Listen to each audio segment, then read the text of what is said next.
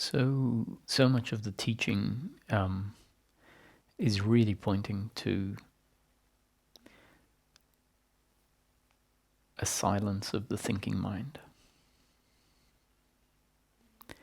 And a silence of the thinking mind really means a fading away or a cutting off of certain types of thinking. And that can coincide with a presence with the very experience of life, which is the appearance of what is. So the word "what is" refers to nothing in particular, and yet everything that is at any point in time. So to be with what is means to be aware of the content of the present moment.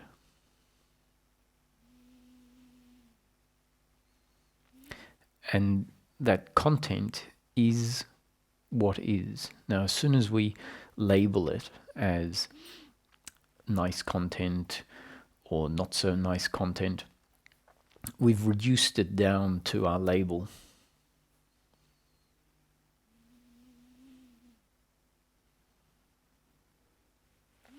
And so to abide in I am, to be with what is, means to not reduce life down into a commentary about it.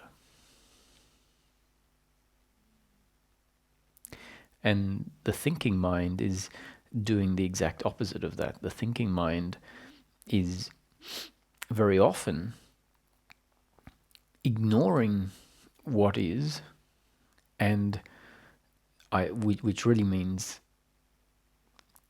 awareness is not focused on the content, but rather there is thinking about the past and the future. And in that commentary about the past and the future, there is very much of a reducing what was, even, into a story about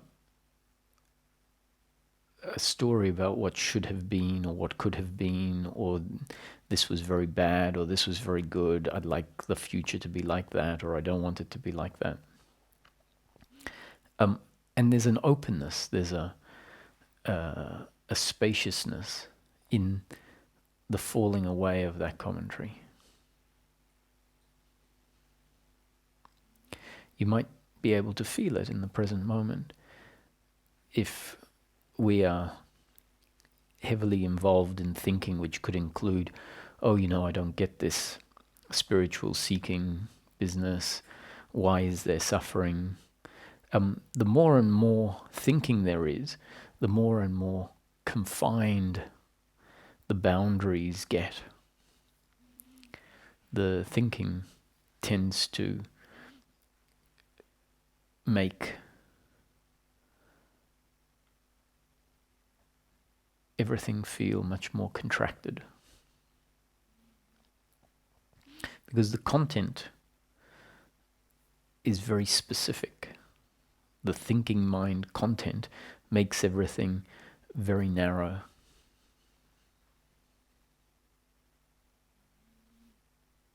And so the invitation is that in any moment you can just re-emerge or allow attention to re-emerge into the present moment.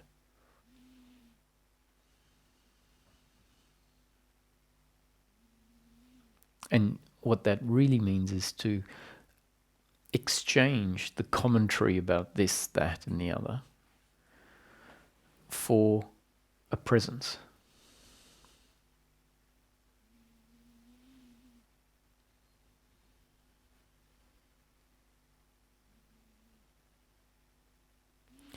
And so if you rest, these are words that just come from the experience of it. So the word rest means a dropping into, a dissolving, a falling back of the thinking mind.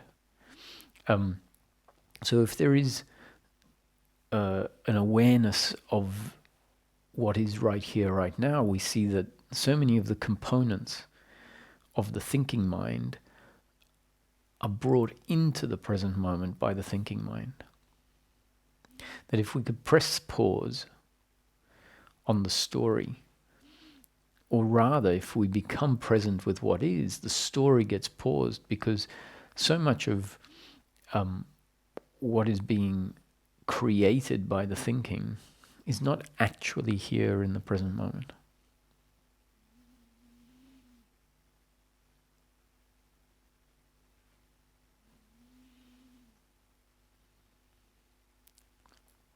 Now, the thinking mind and the psychological me has taken so many things very personally.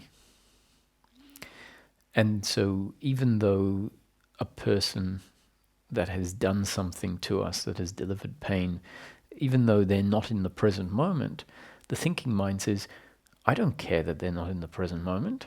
They hurt me and it's personal, and so I have to think about it. I have to blame them. And it's a compulsion. If there is an insistence on coming into the present moment when certain energies are strong enough, it just isn't possible to remain uninvolved in the story. The energy of that thinking will drag the thinking back up so that it is what is present.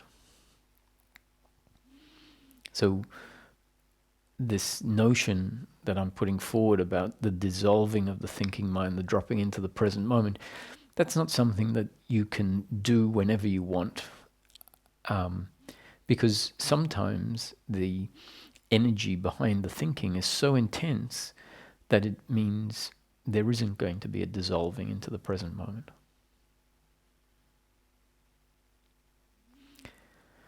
However, at other times, we will find that attention comes back onto, let's say, the flowers and the trees if you happen to be sitting outside. And in that moment, we might find that attention can be focused on the fact that there is just nature, let's say. That the other person who we feel has hurt us, spoken behind our back, or done something that we don't think is up to scratch. Even though that has happened, we might find ourselves being present, meaning focusing on the content that is right now, what is, and the visual is a very significant component of what is. Visual and sound.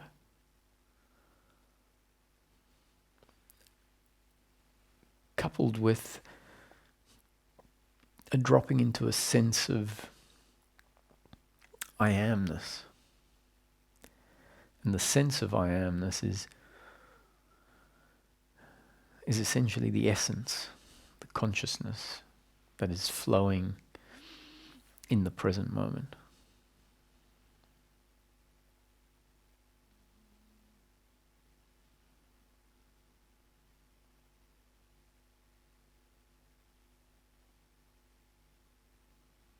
And it's that presence, that consciousness, that at its core includes awareness.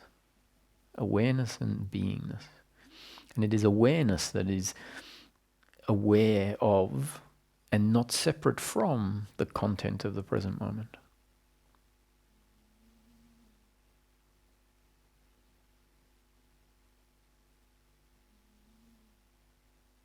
If the content was separate from awareness, meaning if the content was outside of the field of awareness, it wouldn't exist as an object in the present moment or as content in the present moment. So if a dog, let's say, is barking outside of the field of awareness,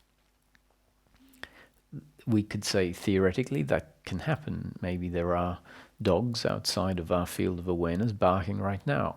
and yet that object isn't in our present moment experience because it is outside of the field of awareness. And so using this deductive logic, this rule, we might notice, if the tree or the lamp or the other person is part of our present moment, it must mean that they arise, they exist within the field of awareness and therefore are not separate from the field of awareness.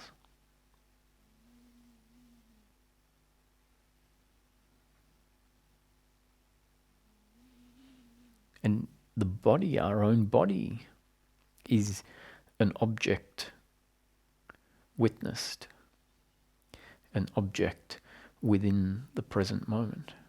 That means that the body is not separate from the awareness that is aware of it.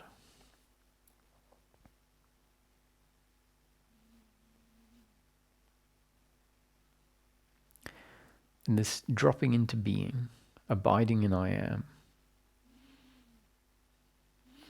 is a movement that needs to be established in order for the thinking mind to potentially have the potential to have breaks in it.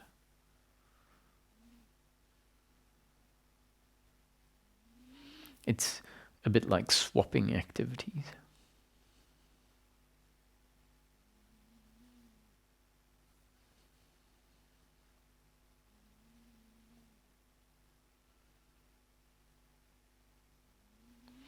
So it might arise just as a reminder, a thought might arise that says stop.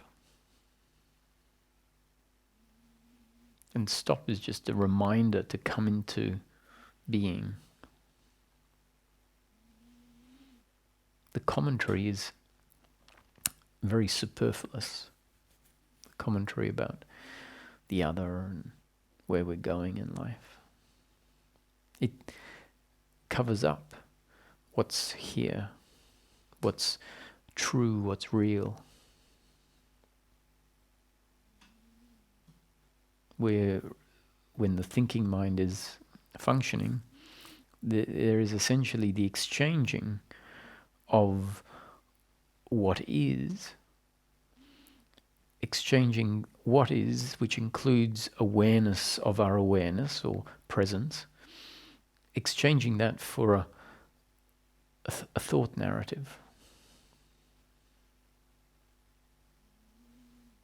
And as we become more aware of our thinking as something very changing, very relative, very limited, not at all absolute,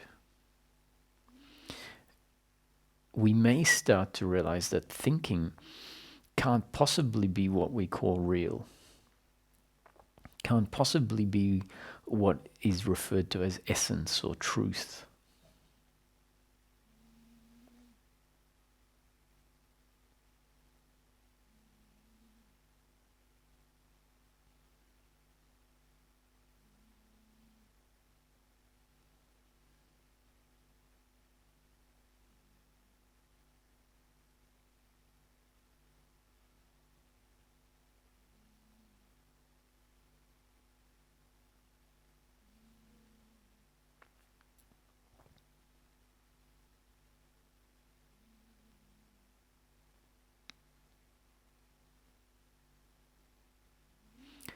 There really isn't anywhere to go or anything to do in this movement. It's a realization that there isn't something to achieve that maybe allows a dropping out of the thinking mind that's trying to get somewhere, trying to achieve something.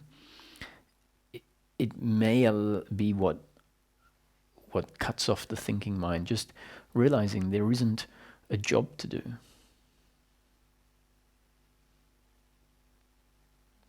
Because awareness is by default aware. So we don't even need to be aware.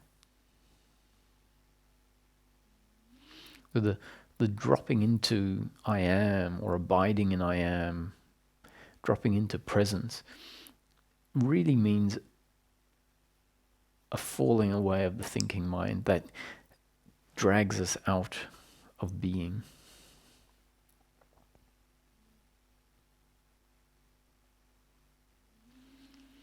And that's not something that we can say, oh, I am going to stop thinking now.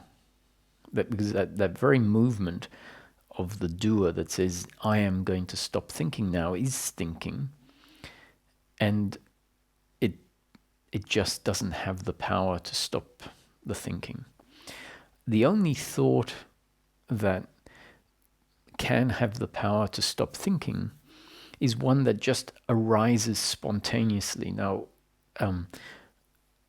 when I talk about it arising spontaneously, it's not some sort of magic. It's just a result of your up-to-date conditioning. So if the words that I'm putting forward now land in such a way that the message is received that says, so much of spiritual seeking, or at least the spiritual movement, the transformation, is about a stopping, about a being. And that being isn't a doing because it's innate, it's our essence. And so when the other doing, the thinking, stops, we find ourselves rolling back into being.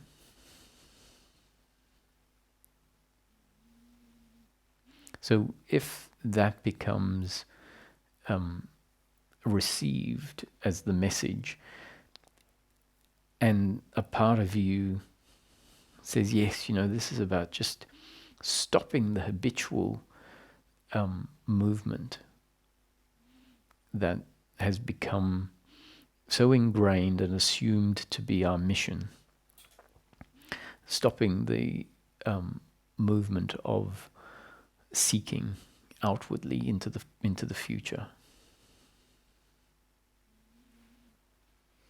So if that gets set in place, then as you're going through your day, you may find that when the thinking mind is happening, a thought arises just at the same time as awareness lands on the fact that the thinking mind is active. And the thought could be just stop.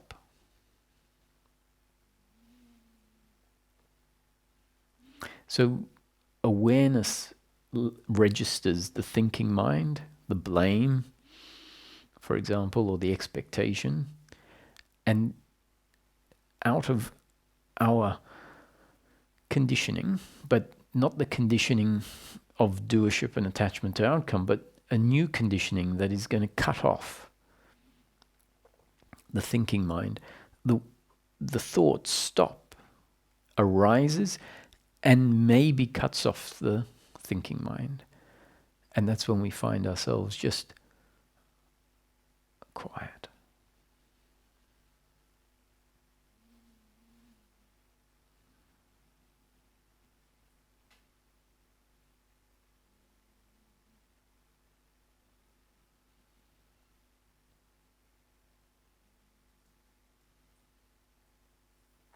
So that's what is meant by life as a happening. That when we look at it, the thought stop just happens. It comes out of our genes and up-to-date conditioning. And that thought that comes out of the up-to-date conditioning, that isn't the doer that says, oh, this is my mission, this is what I need to do, I need to stop thinking. That too is a spontaneous thought, but it's a spontaneous thought of the doer, and so it doesn't have that same samurai sword cutting power.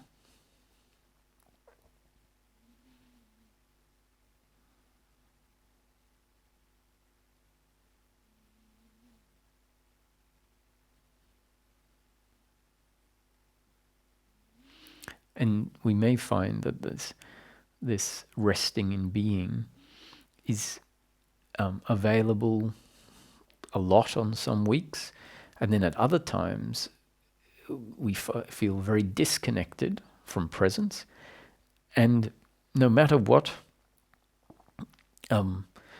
intention we have of dropping into being, it's just not available. And that's destiny, that's life unfolding, that's predetermined, it's inevitable that sometimes the presence, the essence of who we are isn't going to be available because the thinking mind is so active. And the teaching is not really, on the one hand, I'd say that the teaching is all about happiness in daily living. But the teaching is also emphasizing, as part of this movement towards happiness in daily living, that you and I are not the doer. What that means is we're not in control. If we were in control, that would mean that the seeking would have finished, because we would have controlled it. And so the core message is that life is a happening, that we're not the doer. Everything is happening as it's determined to happen. And so from time to time, there is no doubt that suffering is going to be there, present, and a resistance of the suffering is going to be there from time to time. Suffering or involvement with the involvement. And that's inevitable. Now, if we start finding that a relaxation with the primary suffering starts to happen, which means the suffering is there and something says what to do. When I say something, it's the working mind that has understood that when suffering is destined to be there, it's like a headache. It's going to be there for a set period of time, and then it will fall away. And if the headache, as an analogy, and remember the headache is pain and suffering is a psychological thinking movement. So let's understand that the headache is just an analogy for something that comes, it lasts, and then it falls away. And suffering is going to be there. And while it's there, there's going to be an uncomfortableness. And that's why the secondary involvement comes in, because it's there isn't an acceptance that uncomfortableness is part of life. And so then the secondary involvement comes in, which is another layer of uncomfortableness. So at some point, we have to surrender, meaning the body-mind organism needs to understand that fighting suffering is futile. But once again, that's not something that a doer gets to say, oh, I am going to surrender, but rather when enough experience is there, for example, to see that your involvement in involvement is more suffering, at some point it just says stop. It doesn't help to be involved in the involvement. Now, a lot of, so people can hear that, seekers can hear that, and say, oh, I understand it, but it just doesn't cut off the involvement. That doesn't mean anything's gone wrong. That's because that's destiny unfolding. So we can understand that there is no benefit in resisting the resistance or getting involved in the involvement. And yet in practice, there will sometimes be involvement in the involvement. And the feedback might be, why is that happening? Because I understand that involvement in the involvement is just more suffering. So why is it happening? And the answer is simple. You're not the doer. It's happening because it's destiny unfolding.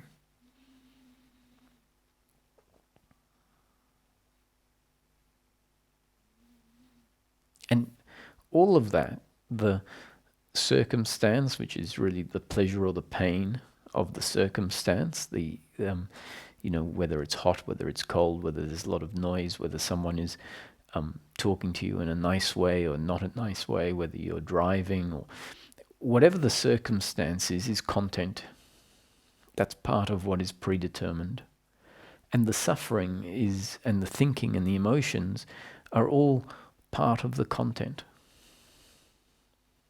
The whole shebang, the whole box and dice is content.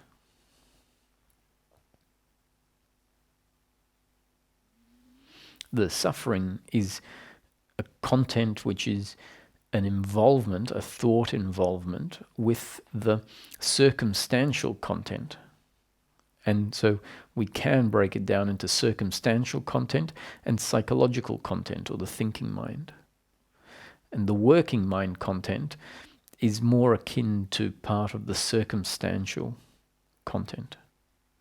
So it's not, the working mind clearly isn't sight or sound or touch, but it is thinking that is part of what we would call the flow of life. It isn't a thinking of the psychological me.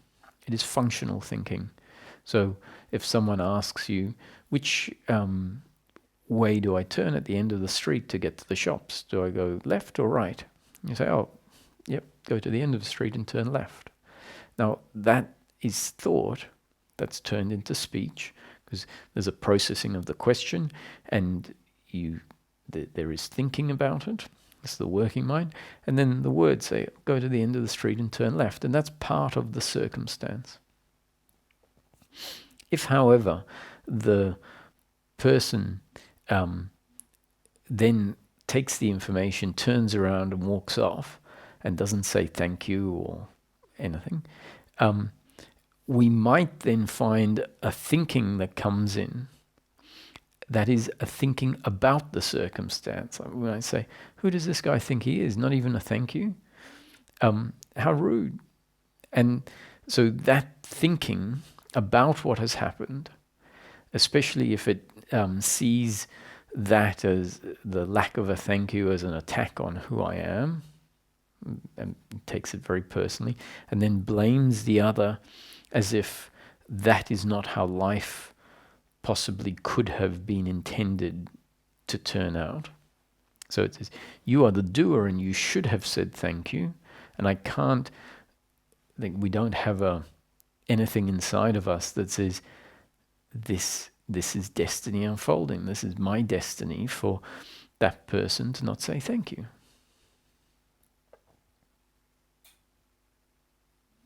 If that was present, then the thinking mind would get cut off. So let's say that wasn't present, so the thinking mind kicks in, and there's blame towards the other about what happened in the past. And that is content, and we can call that the psychological thinking or the thinking mind. And we're separating that out from the circumstantial to our attitude to the circumstance. And so the suffering, the thinking mind, arises always in the form of attitude to circumstance. Guilt, blame, pride, those three are based on the interpretation of myself and the other as a separate, independent entity in control of everything we think, say, feel, and do. So that's the assumption or attitude of personal doership. And then, on that basis that I am the doer and the other is the doer, when the other does something that doesn't deliver us pleasure, or when we do something that ends up delivering pain, we look at ourselves, the attitude is, I am the doer, and I should have done it differently, and I hate myself for doing what I did. I hate the other for what they did. Now, this word hate is usually kept and used to describe an intense dislike, or not even dislike, intense hatred for the other. And in the teaching, even if someone uses all the milk up in the fridge, and you open the fridge and you want and you realize that someone's finished all the milk, or they've left it out and it's gone bad or whatever, then if blame arises, part of the psychological me, that's referred to as hatred. And that's because when we look at the in principle blame, it is I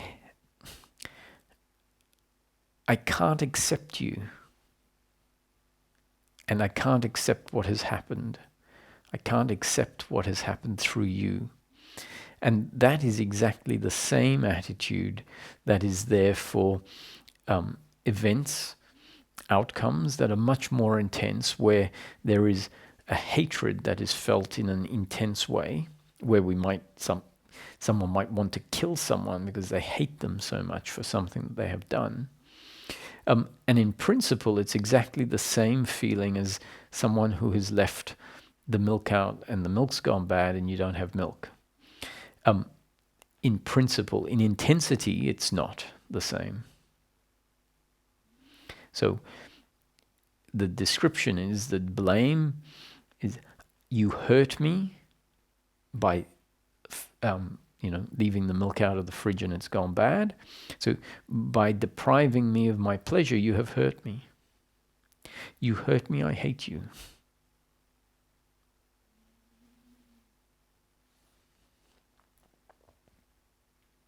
And it's self-hate, guilt. I did this that has resulted in the hurting of someone I care about, or even a stranger, or myself. And so I hurt myself or another, and I hate myself. That's guilt and shame. And pride is based on the same attitude of personal doership, but in relation to outcomes that deliver positive outcomes. And it's, look what I have achieved as the doer.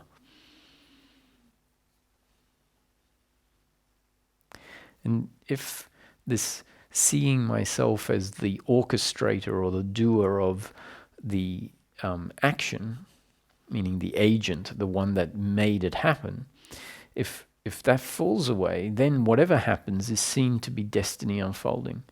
And the narrative of, I hate myself for what I did, gets cut off, essentially because it's known it couldn't have happened differently. And I am not the one that made it happen. There is no doer there when we look at it more closely. When we look at the functioning of a human being, we find that there is the biological instrument with its genes and up-to-date conditioning that is functioning as a very complex machine. And the idea of a me has been set in place as part of the human development, and it's a fictitious idea.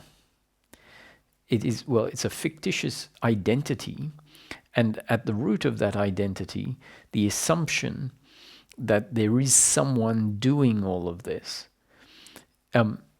is mistaken. Why is it mistaken? It's mistaken because that idea assumes that the thinking is happening because of a volitional entity. And in fact, the thinking is happening because of a machine that has been developed by life to think. Now, when I say machine, we're like biological robots. So it's not a reducing the human down to machinery. It's describing what the human being is, a very complex biological organism, and saying, really, when we get down to it, a biological organism is a form of machine. So the thinking happens because the machinery is the way it is. And who created the machinery? I didn't create the machinery. I am the creation. I'm not the creator. And the creation has mistaken itself as a creator and says, I, the me doer, did the speaking. Now, if the me is replaced by the working mind that says, well, I speak, I eat, but I know that what I am is a biological instrument, then we can use the word I, and it doesn't create the same uncomfortableness of self as the me idea. So often there is a fight with the word I. The word I is only a problem if someone's relationship to I is I as a separate individual entity, I as a separate individual doer. Because then each time we say I, it means I as a separate doer, I as a separate entity insulated from life, meaning not affected ever by life. And so therefore everything that happens is not a result of something else, but is a result of me that is separate and independent. And when we investigate, we find that's a ludicrous idea. No matter which model of life you look at, whether you look at it as life as a material, objective reality based on time and cause and effect, then we find that I can't be separate from life, because if I was separate from life, which is the me idea, then that means I'm insulated from life, which means the sun can't burn me. Because if the sun burns me, it means I'm not separate from the sun. It means someone's words can't hurt me. And not only can't hurt me, if I'm separate, it means I can't hear them.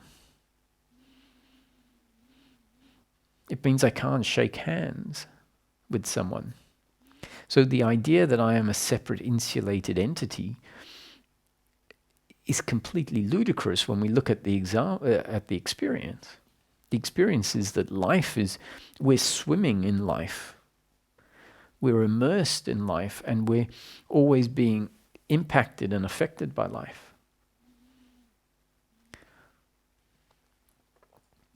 So why this resistance to the word I happens after certain insights and awakenings is because the seeker realizes, oh, I've been calling myself I my whole life. And the insight shows there is no I, but what it's really showing is there is no separate individual entity. There is just the arising of movement and thoughts and feelings. So I just described how looking at life as an objective reality, we see we're not separate, we're not insulated. And if life is seen as a spontaneous experience in consciousness, that's the other perspective we can have on it, then it becomes equally obvious that the human being is not separate from the experience. They are one with the experience. The human being, which when we really break it down in the experience, is a sense of being the body. So that means the presence of the body in a field of awareness, and what we can call an identification in the experience, meaning the experience is created with a sense that that's who I am. And then thoughts that arise and are layered on top of the body, and emotions and feelings. And so the whole momentary experience, which is continually arising fresh and creating the impression of linear time, means everything in that experience is one with the experience, is not separate. It's like a painting, and one of the trees that might look like a separate object, when we see it as part of the painting. We see that there's a whole forest of trees and some birds and some flowers and some ocean. And it's one painting.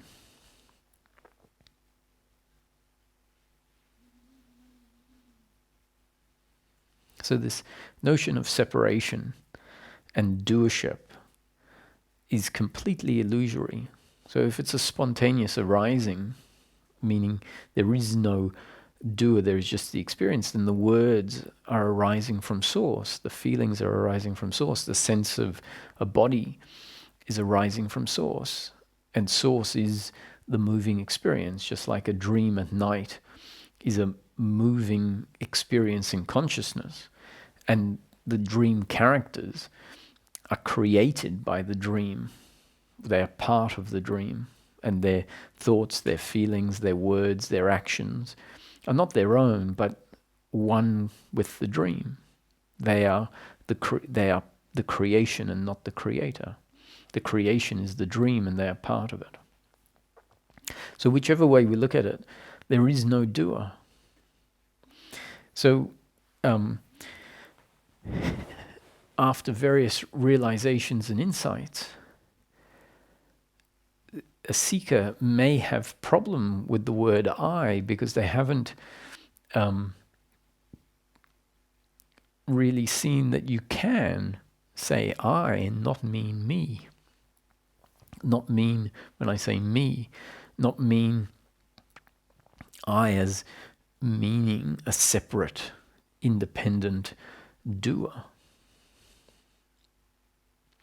But until we redefine the word I, if it maintains its old meaning of I, a separate independent doer, then there'll be a resistance, and rightly so, to use the word I, because if we keep saying I, we keep reinforcing the old idea of ourselves that within a certain insight or realization has shown us to be fictitious.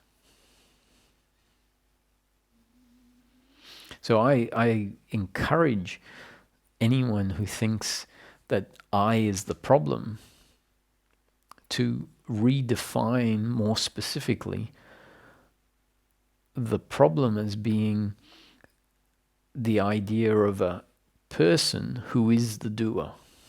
If you see there is a person, or there is a human being, and we can say, well, the human being is speaking, Roger is speaking, but as long as Roger knows that Roger is essentially a body-mind organism programmed by life and functioning according to its design, then that body-mind organism is not confused about is not confused and thinks it is an independent entity controlling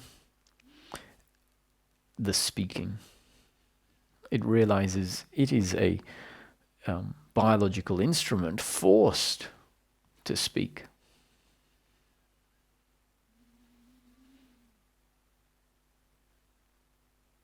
And so if the speaking says something silly or hurtful, there can be an attitude that says, I was forced to function that way. That doesn't mean we can excuse it in terms of saying, oh, it's fine to hurt people. It doesn't mean that, because the biological instrument can understand, I don't want intentionally to hurt people. So if I'm forced to say something hurtful, meaning my genes and up-to-date conditioning, which dictate the words, if the words come out and it's hurtful, I can understand that that was my genes and up-to-date conditioning, couldn't have happened any other way, but I can recognize that that nonetheless has hurt someone, and so in the next breath can apologize for it. Sincerely apologize for it, and see that the apology is also a happening according to the genes and up-to-date conditioning. And what is important is that there is an attitude of non-doership that doesn't get in the way of continuing to function according to our genes of up-to-date conditioning, which could include making amends for something that has hurt the other.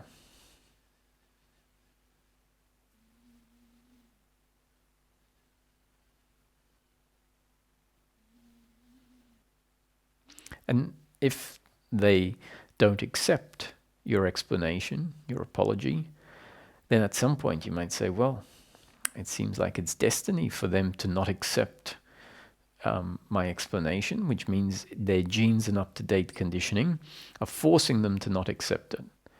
And I've done what I can. I see that it was not ideal, that those words came out of my mouth and hurt the person. I apologized for it. And they haven't accepted it. So this is destiny. I'm not the doer, they're not the doer. And the situation is dropped. The other person may not drop it. The other person may keep thinking about the words I have said for the next 20 years with hatred towards me for what I have said. And that is their suffering, because the attitude of non-doership that has taken those words very personally because it feels like that is an attack on who they are, is in place. It does mean that potentially that is pain in my life because, for example, they stop being my friend, which would mean the end of that pleasure. Or it might mean that they find ways of delivering pain on a routine basis, or whenever we see each other, they come and, get angry at me. And that's obviously not my preference. I would much rather not be exposed to anger. And if that happens, then they're not accepting the apology, means they're suffering on an ongoing basis. And from time to time, pain for me, if they deliver that pain through their behavior. But if I were never to see them again, the situation has been seen as a happening, not excused, but understood to not have been able to happen any other way. And then no more thinking about it. They may think about it for the next 20 years. And that's their suffering.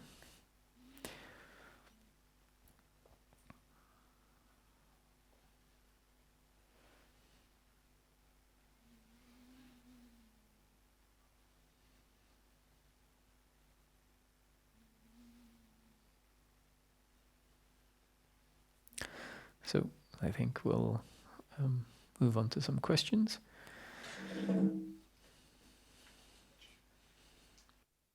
Hi, Jim.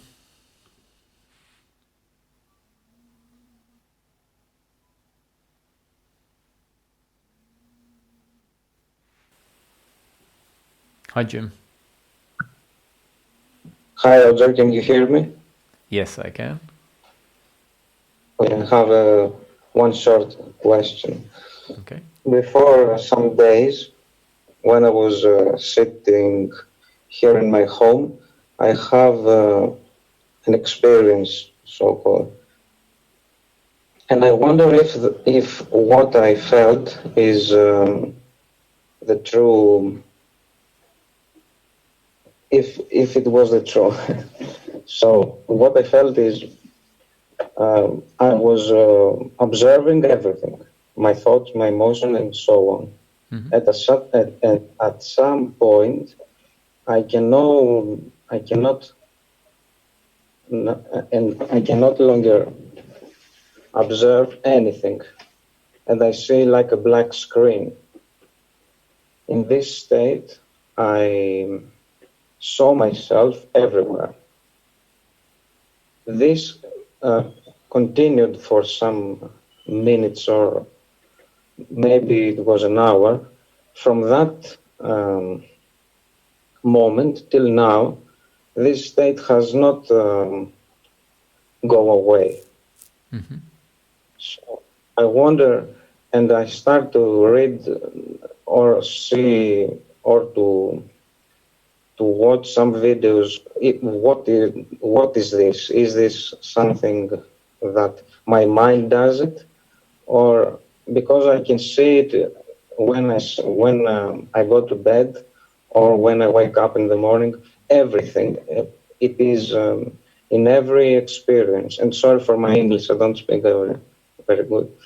Um, and I can observe it everywhere through my thoughts, through when I eat, when I sit, um, and it doesn't go away. I feel like I am it. I don't know exactly what it is, and I have the feeling that I never come to a point that I can say this is it, because it is not. I feel it is not something like an object. Mm-hmm.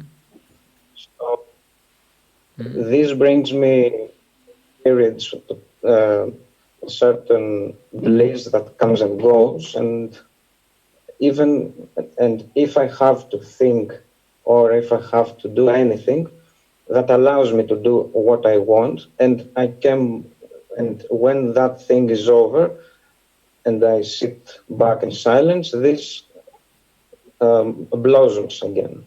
Mm-hmm. That is my question. Okay. At the very beginning, you said you had an experience. Um, Everything went to, you saw a black screen, and Yeah. you saw yourself everywhere. Right? Yes.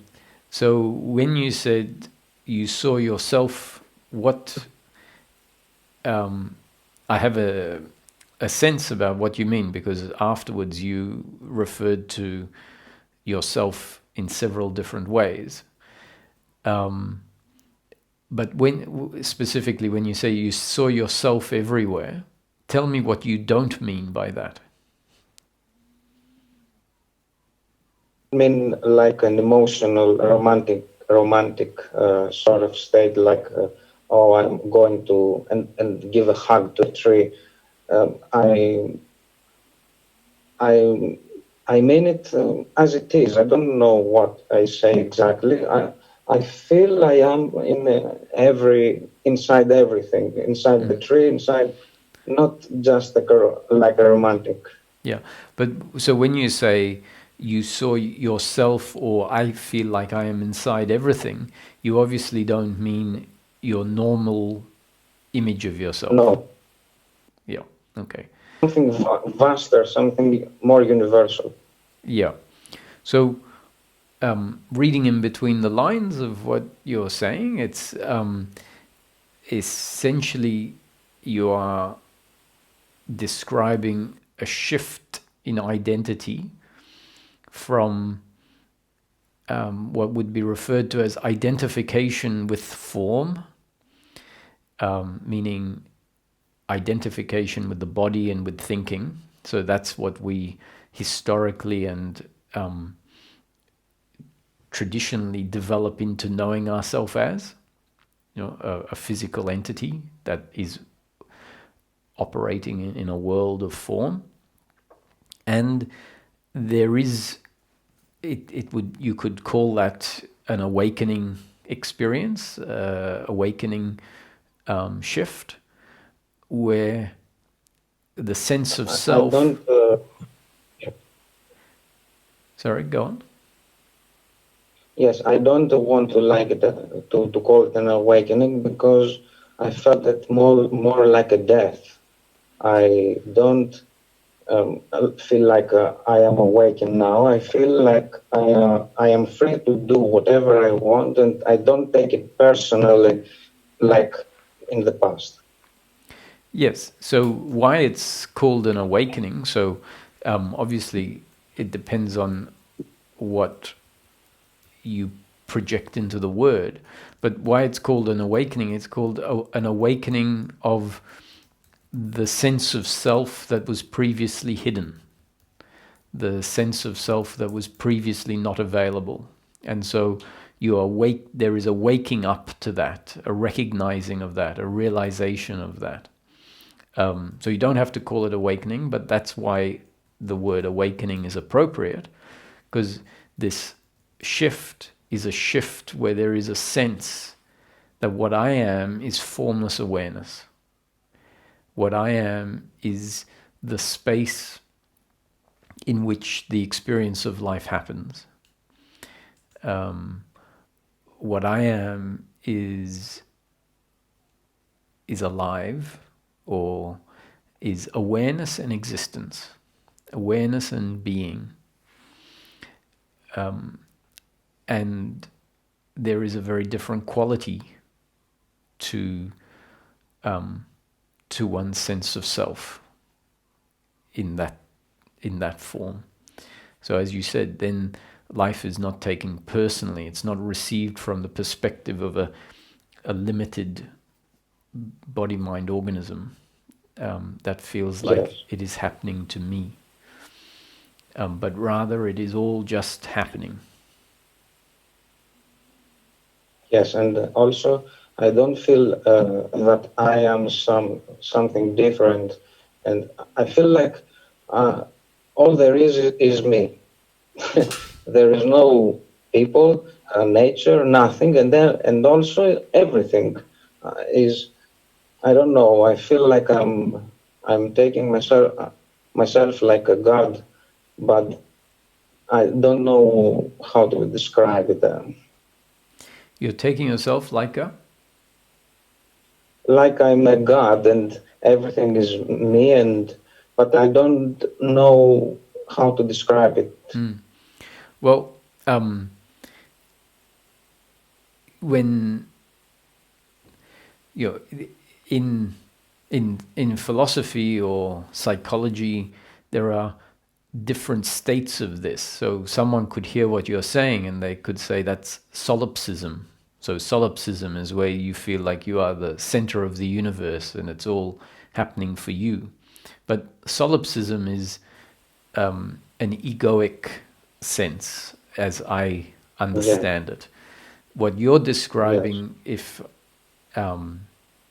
because you're in non-duality seeking, it makes sense that these awakenings, these shifts, these realizations are going to happen in a way that is different to a psychosis or psychology shift or identity. So what you're describing is a sense that I am God, the God of this experience. But you're not talking about I as the body am like No. a Superman.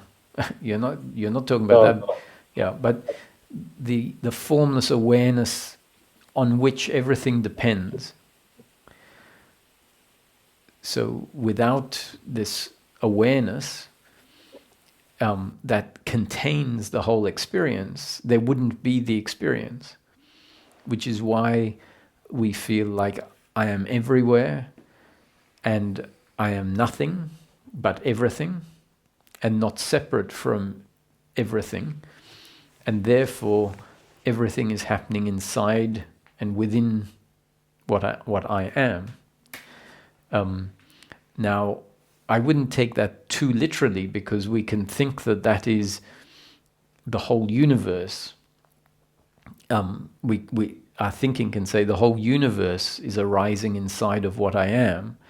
Now, I would agree with using those words as long as we understand that what we mean by the whole universe means everything that we are aware of. Now, everything that we're aware of doesn't necessarily mean the whole universe as it can be known, the planets and the stars.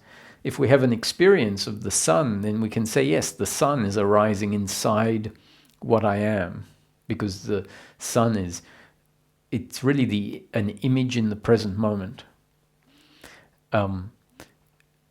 But we can get carried away because there might be something outside of our experience. And that there may be a an objective universe that doesn't exist inside of our experience. So keep in mind that you are the God of your experience. Which I want to feel like I am a god, but yes, but it doesn't sound like you are talking about a God that is in control. When you look at your experience, it's more like a awareness rather than creative power or control. And awareness is quite passive. So that God is quite a harmless God. It is not a God that is going to impose anything on anyone. It is just a God of awareness. and also, if I may say, God, he is also observable. So I feel like I'm not him. I feel like God is an image of people. So something much deeper. Yeah, you said God is not observable, right? No, I say God is also observable because he made in the mind of people, of men. Right, okay. People made him and projected him. Yeah. Universe and Yeah, so you know God through the expressions that must be an expression of God. yes, and the expressions are limited. I don't want to say that they are not true, but they are limited. Yes, I'm happy with that. Yes. So enjoy. I don't. Just allow it to be. If it needs to change or if there is more movement, then it will happen. I'm sure that you can sense more space and freedom and ease in that state. Like 3-4 months now, I observe it every day, and it is there. Mm-hmm. Yes, I think that sounds very much like the emergence of awareness of awareness. That's right. So, thank you, Roger. Thank you, Jim. It's good to hear that this is happening. No, thank you.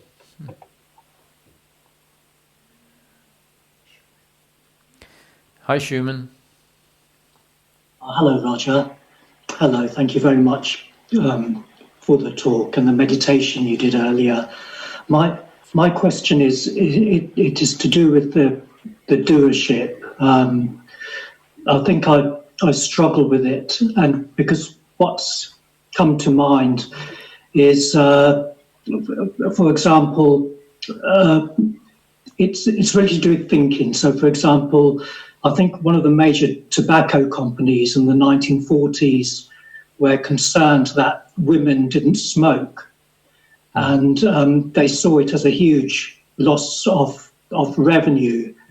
So they even brought along, I think it might have been Freud's grandson, to help them in how to manipulate women into smoking. And basically what Freud's grandson suggested is that it would be good to link it to the suffragette movement, and that also what isn't the advantage is that cigarettes also subconsciously looks like a phallic symbol, and the way to get women to smoke is to say, well, these are torches of liberation, and link it to the suffragettes. And I feel this is the sort of thinking which shapes the world. Also with Vietnam, I know indirectly the Soviet Union was involved with that, and afterwards the Americans wanted some kind of revenge, and and then you had Afghanistan and the funding of the terrorists by the Americans. But there's a great deal of energy going into this thought manipulation, which seems to be, to me, to be a kind of doership. And I am aware that, like, for example, when we did the meditation, I was aware in the thoughtless state, thinking seems delusional. It seems unintelligent. It just seems like it's not my nature, because the nature of thought is attachment. But yet, if there is no doership, whatever is manipulating human affairs, it doesn't seem to be very intelligent. I mean, it might be intelligent in the IQ sense, like manipulating women to smoke so it increases your profits. But I just struggle, because it does seem to be like a sense of doership. We need this. We are losing money. We need to achieve this, and they achieved their aims. They got what they wanted and managed to manipulate women to smoke. Right. Well, doership just means your attitude to life. If you see it as a happening, that's non-doership. If you see it as someone's doing, then that's the attitude of doership, right? So it has nothing to do with the other. It's got to do with your attitude towards what's happening.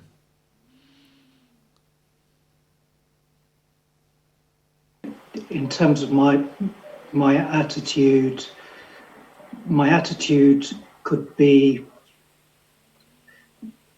well, but the sense of doership comes up if there's an attachment, like I need this, I need to have control and manipulate. And I also understand how to manipulate someone else.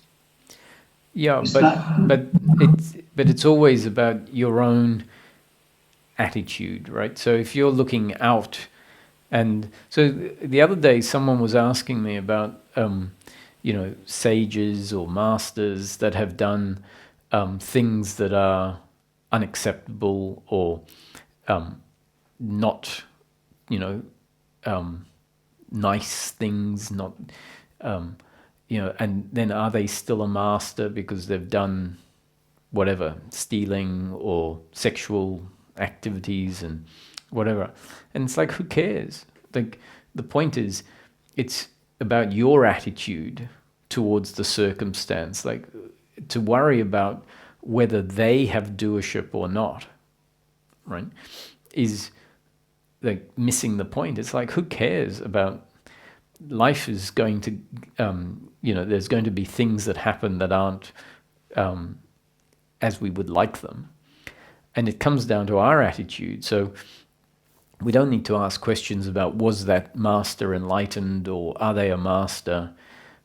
What we're interested in is our own freedom, which really means, let me see that action as just another action, like all the other actions that happen through myself and the others.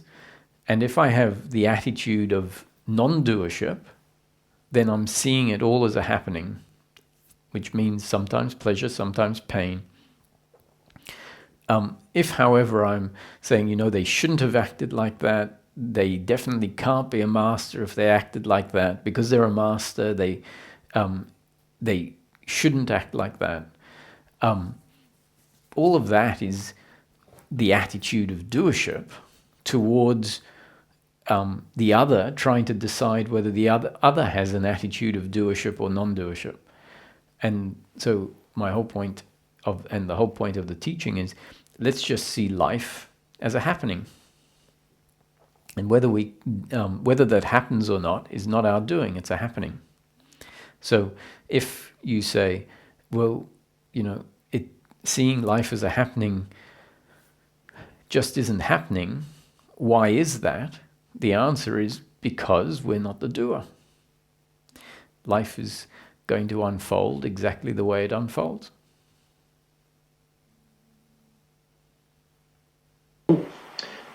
I feel, in one sense, there can be like the perception of something quite intelligent or wise when you're not in the thought state. There seems to be a refined intelligence which has no motive. I mean, that's the key.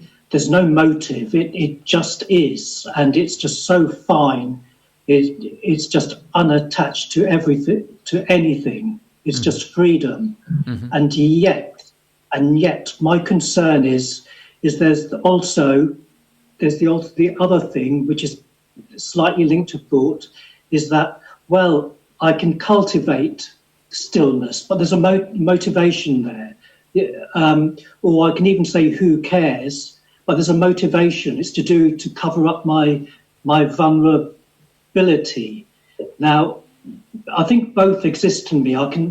Because I get the sense that there's just complete freedom, but also I don't want to be, what's the word? I don't want to be, I want to be honest.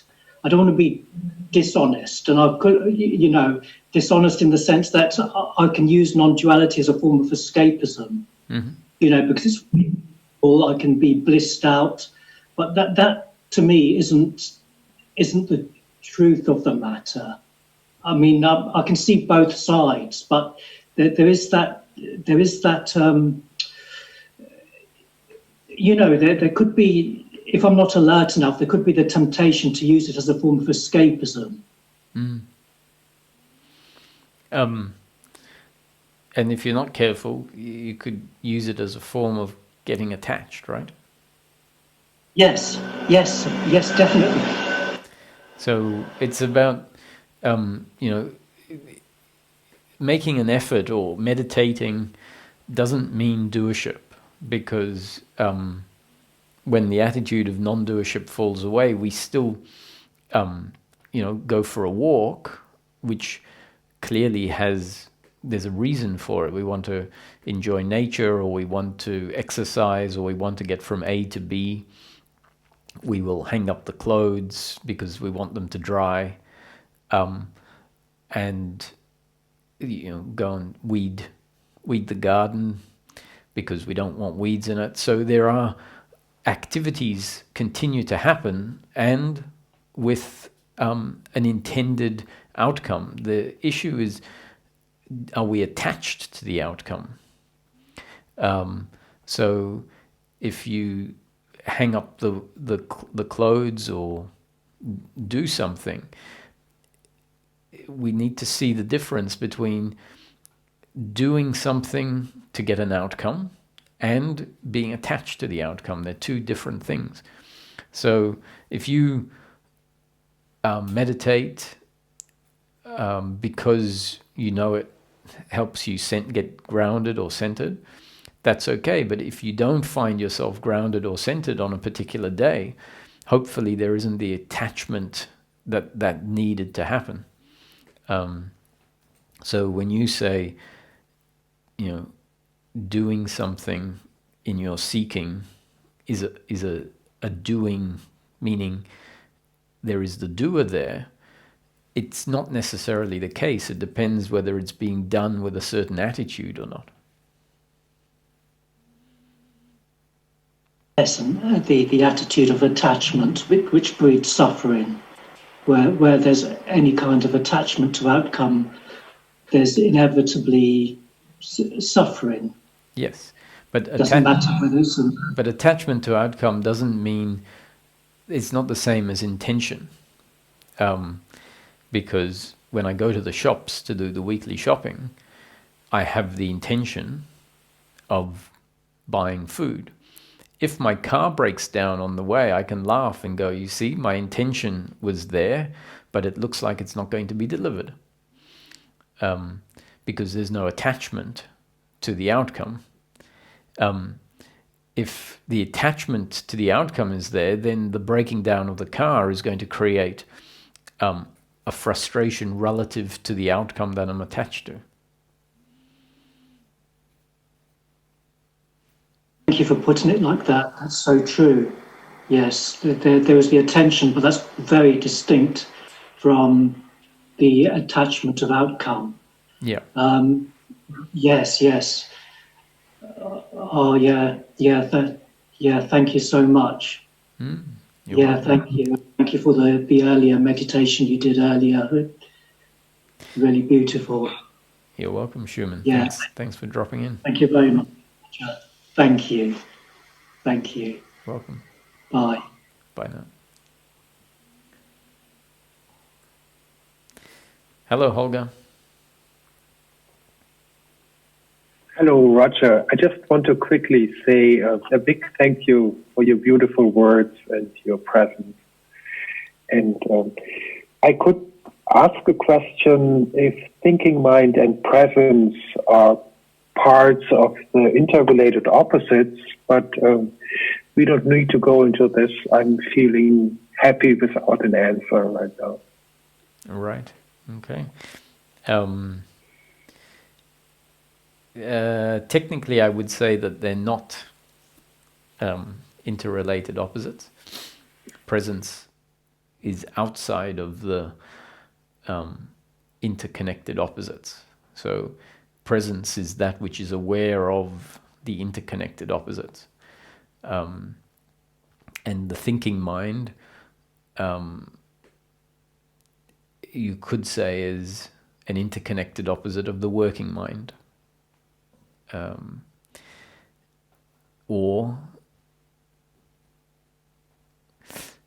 It's a bit tricky.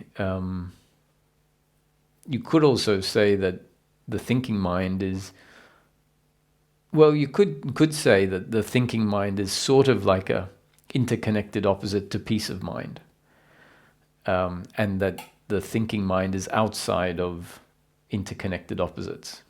That interconnected opposites are the pleasure and pain, and outside of that there is the attitude, and the attitude is either the presence of the thinking mind or the absence of the thinking mind.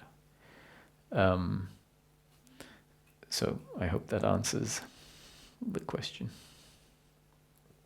Thank you. Would it be okay to say that the thinking mind is more like a cocoon until something in us is mature enough to see and allow or recognize the present? Yes.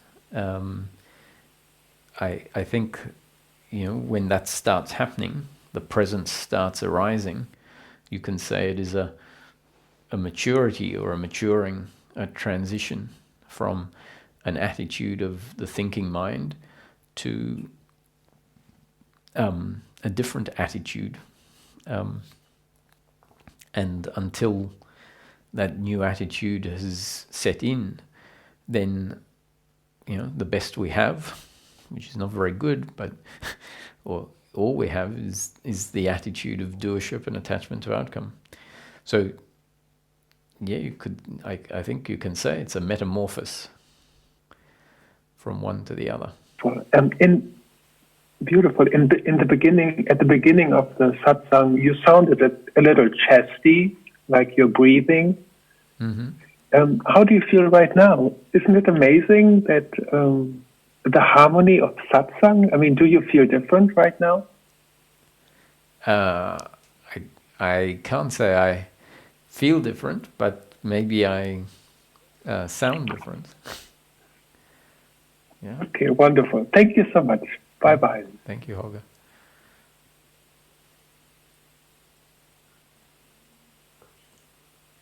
Hello, Krishna. Hey, Roger. Hello. So much as always for these satsangs. You're welcome. It's just a quick question, again, more on like the practical side of how things unfold, I guess. Mm-hmm. I just want to get a sense of difference between events that happen after realization takes place in a person and events that happen before. Like let's say you and me. For myself, let's say events A, B, and C happen in my life where realization hasn't taken place, and I go through a sense of guilt, regret, some happiness, a little bit of physical pain, and some suffering. Just as an example, in the unfolding of these three events, A, B, and C. In the life of a realized person, let's say that A, B, and C, a separate set of events that are supposed to happen in his life, also happen in the same order. But in their, I guess, the sense of regret, shame, or like the 5 feelings that you frequently mention will not have. Is that fair to say? You said will not arise, right? Will not arise. Yes. To me, that is the significant difference, is that the events will happen, but the attitude to the events will be very different. That essentially is the change. Yeah. So in that case, I guess this might be a dumb question, but after realization, there is no effect on the influence of the events that might happen. In other words, the events that are supposed to happen will happen. Yes, but having said that, we don't know what the events are, and so after realization, the structure of the events, or the role that the person plays in the event may well be different to what the event would have looked like if it was destined to happen at some other point in their life, as in, let's say, prior to realization. Because some activity changes. We may well have been motivated to go out socializing much more before realization than after realization, simply because before realization, an attachment to outcome and a sense of self defined by outcomes may have been driven and attracted to social interactions more so than after self-realization. And so then we could say that the events that happen after are going to be structurally or circumstantially different to those that happened before. However, what events are destined to happen will always happen. That was something that I was getting a little bit stuck on, I guess, like the events that happen after the fact and the events that happen before the fact. Essentially, if all the events that are supposed to happen will happen, regardless of whether you feel regret, guilt, or shame about them, there really is no difference between a realized person and a regular. In other words, the functioning isn't different between you and me, right? Yes, I think it's fair to say that. But let's also remember that the realization itself is destined. And so that is not separate from the circumstance. So the realization doesn't happen because of something outside of destiny. The realization itself is part of destiny. And so there is in a way, there is an interconnectivity between the realization when it's destined to happen and the events that are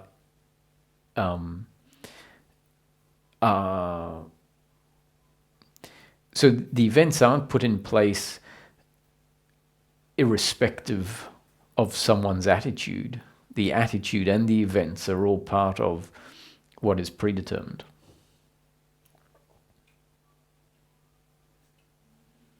I mean, this is just from my upbringing, I guess. The concept of like karma features very strongly, in my just spiritual journey, so to say. This also means that karma, the concept of karma also doesn't really make sense, right? Like, that's right. It's karma is just simple cause and effect without a doer. So it might mean that a human being is forced to do what is referred to as bad action. And so if they're forced to do bad action, who is to blame? Who is to be punished? There is no doer that can be punished. However, the laws of karma, if there are laws of karma that recognize this, may mean that there is a consequence for the bad action. Now, the bad action is not the bad action of a doer, but the bad action of destiny. And the bad action of destiny, because let's say this is a story of cause and effect, a story of life, and as part of the rules of engagement or the rules of the creation of life, maybe karmic rules are part of the unfolding of it. But we have to look at it, and if we see everything is destiny, then the bad action was destined to happen, and the consequence is destined to happen. And if we don't see it like that, then we look at the bad action and say, that was your bad action. And then when there is a consequence, we see, that is your karma.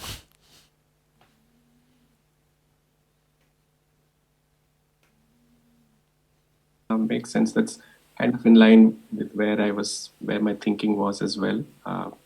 So it's good to hear the point of views that you bring up. Awesome. Thank you so much. And I've just one last thing that pertains to this question is in there's a text called Tripurya Rahasya, which talks about the non-dual unfolding, the non-dual understanding. And it sort of talks about stages of liberation, stages of enlightenment. And so there is a stage of enlightenment where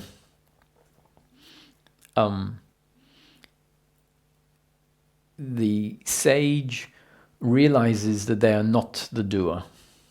And in that awakening, it's said their karma falls away. Now, it depends how you interpret what that means. So what it's saying is there is a realization that they are not the doer, and so their karma falls away. If we interpret it, it could mean like the end of karma. It's not really talking about the end of karma, it's saying the end of the identification with karma. The end of the claiming ownership over karma as my good karma or my bad karma. So it goes on to say the body karma will continue. So what it's particularly pointing out, when it says the body karma will have to play itself out, it means that circumstance will continue to happen and the body might get cancer, right? Which is referred to as body karma, meaning the unfolding of circumstance. The sage's attitude to it is, yes, that is a happening, that is life unfolding, but it's no longer his karma as the doer. Does that make sense? Individual perspective, there can be karma. But if you drop the individual and it is truly understood that you are not the doer, karma would automatically fall away, or like the identification with it lessens. Yes, because it becomes impersonal. So the act of also trying to prevent the cancer would then be good karma, right? so to speak? Yeah, well, if it doesn't succeed, you could say it's a good intention, but pointless. So yeah, the act of trying to prevent the karma, I would say, is more karma. It's destiny. If I mean, to prevent it or to cure it.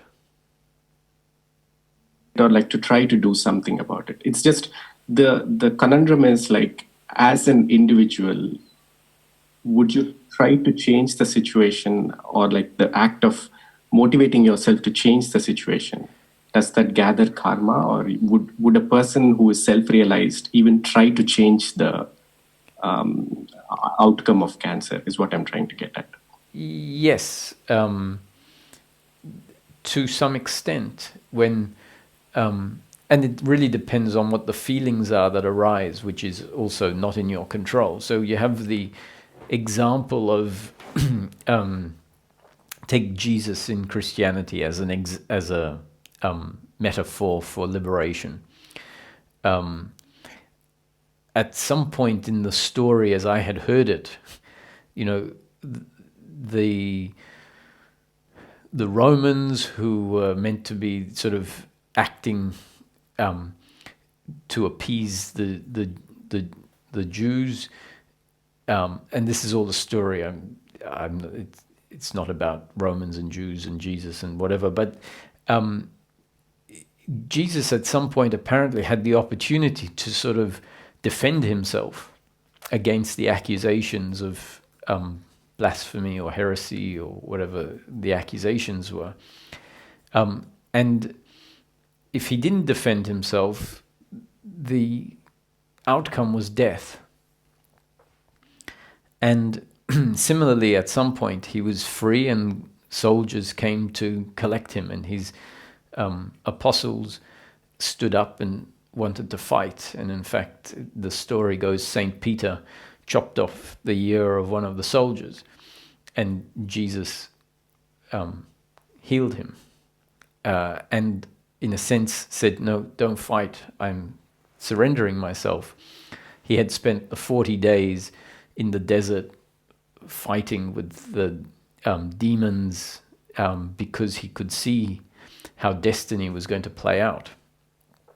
And so in that situation, on several occasions, you could see he was resigned to his destiny. So he had struggled with God, why is this my destiny, in the desert for the 40 days. And then at the end of the 40 days, it seemed like he had come to terms with his destiny. And so at that point, a fighting against destiny didn't happen. Now, on the other hand, if his story was a different story, and if different feelings, different thoughts, different urges came up, maybe because he wasn't destined to end up dying on the cross, then he may have decided to flee. And that fleeing may have ended up in him not dying because it wasn't destiny for him to die, or he may have been caught and killed anyway. So it really comes down to whatever destiny is what will happen. Now, the realized person is not going to fight against destiny once the inevitability of it has been seen. So if someone gets cancer and it's clear that there's no escape from it, then there'll be a surrender to the fact that, okay, this is how I'm going to die. If, however, the doctor says, you have cancer, but it's early stages, and you with these treatments or with this change in your lifestyle or diet, there's a possibility of it going into remission. then by all means the liberated person will say, you tell me what to do and I'll probably do it. So it comes down to the inevitability of things and how that's felt in the individual.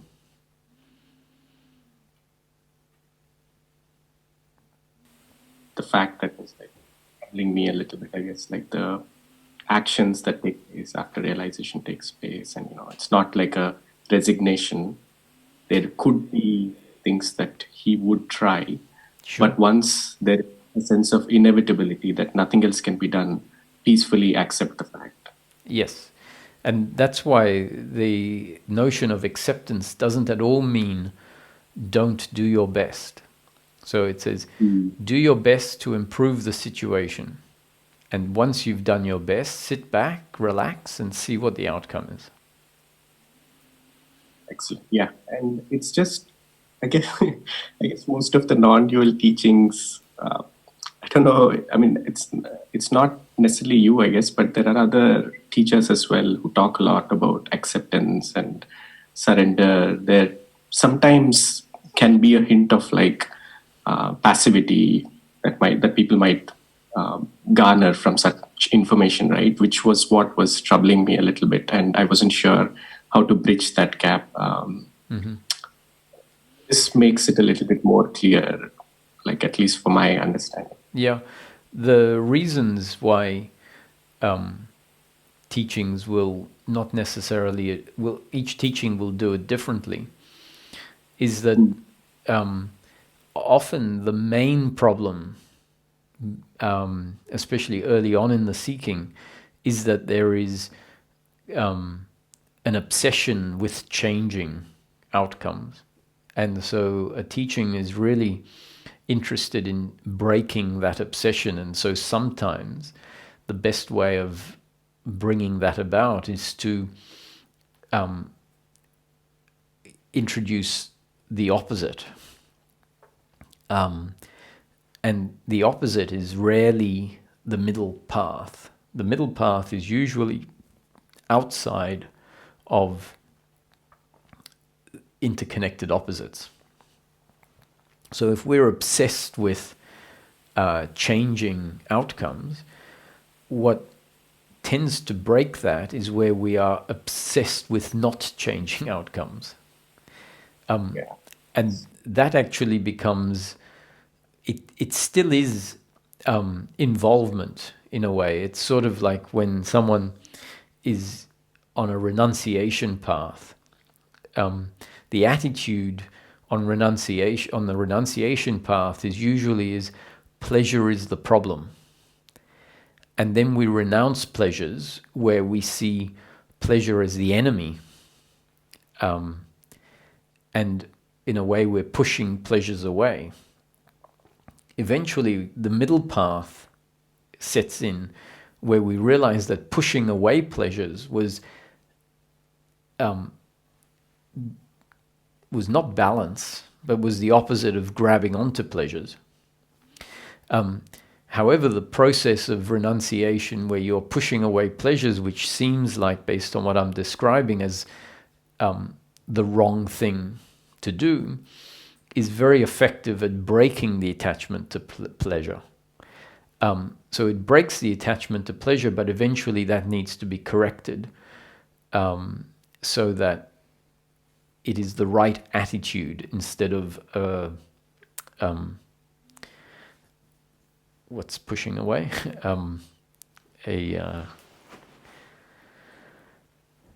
Resisting of pleasure.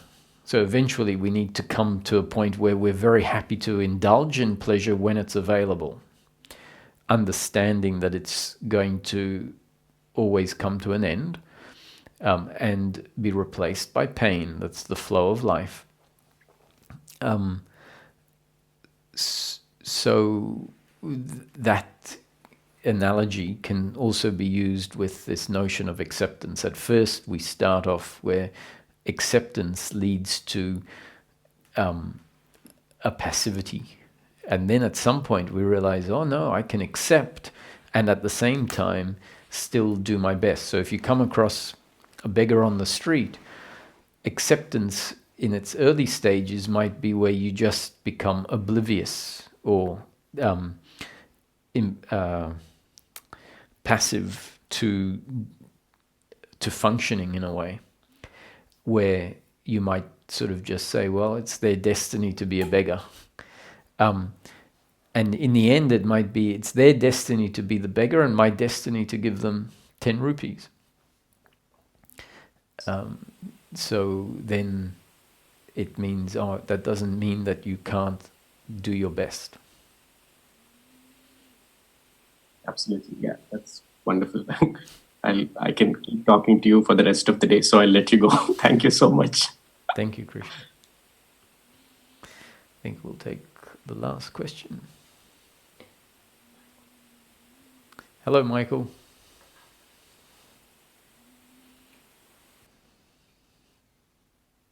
Thanks again for your satsangs. I really enjoyed them too. And my question is a little related to the medical thing regarding what's your view of when there's intense suffering to take medication like antidepressants or sleeping pills? Do you have any view on that? I don't really have a strong view on it.